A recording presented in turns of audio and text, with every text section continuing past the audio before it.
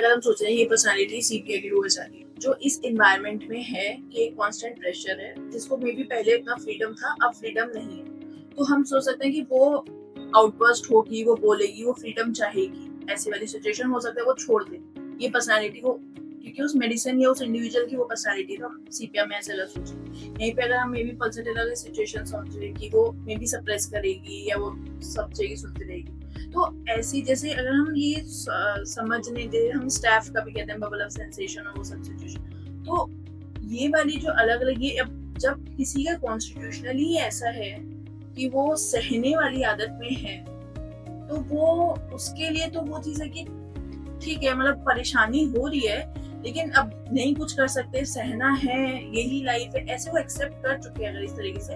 But उसे pathologically और internally problem हो रही है, पर उसकी पर्सनालिटी ही ऐसी है, तब उस केस में फिर उसको हम समझाएंगे, उसे हम वे आउट कर सकते हैं। बट अगर किसी की पर्सनालिटी ट्रेट हमारा वैसे हमने समझ लिया, तो उस केस में वो वाली मेडिसिन अगर हम देंगे तो वो किस तरीके से इफेक्टिव उस सिचुएशन में उसके लिए रहेगी, या उस सिचुएशन में बिकॉज वो अडेप्ट कर चुके हैं।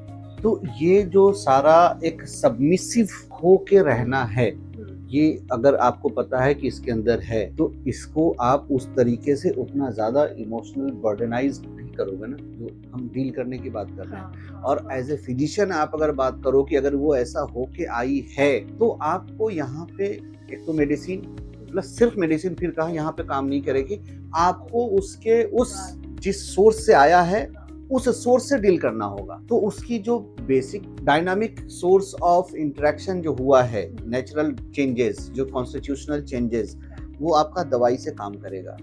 लेकिन जो उसके प्रैक्टिस से जो हुआ है, जो उसके आदत से हुआ है, जो उसको सुन के हुआ है, that needs counseling, that needs your moral motivation boots up। अब इन दोनों के साथ आप उसको डील करोगे, एक से नहीं होगा ठीक, सिर्फ एक से बहुत अच्छा सेटिस्फैक्टरी रिजल्ट नहीं आएगा। और फॉर द टाइमिंग अगर आ गया भी, तो वो बार बार फिर उसी स्टेट में आने के लिए, बार बार रिकरेंट उसी सबमिसिव स्टेट में आने के लिए, बीमार पड़ने के लिए वो अपने आप को बिल्कुल तैयारी रखेगी। प्रोटेक्शन नहीं करोगे। हम एक टर्म पढ़ते हैं CAPA, जिसको बहुत लोग बोलते हैं कापा। वो नैब वगैरह आप देखोगे ना, नैब उसमें आता है, नैब जो आप हॉस्पिटल वगैरह के पैथोलॉजी का CAPA का मतलब क्यूरेटिव एक्शन। CA हो तो गया, लेकिन क्या हर बार क्योर करते रहोगे? तो you have to take preventive action, कि एक बार आपने ठीक कर लिया, दोबारा ये वही स्टेट में ना आए। तो दोनों क्यूरेटिव एक्शन और प्रिवेंटिव एक्शन दोनों ही लेके चलना पड़ेगा, तो जाके आप actual state of health of the patient को अचीव करोगे।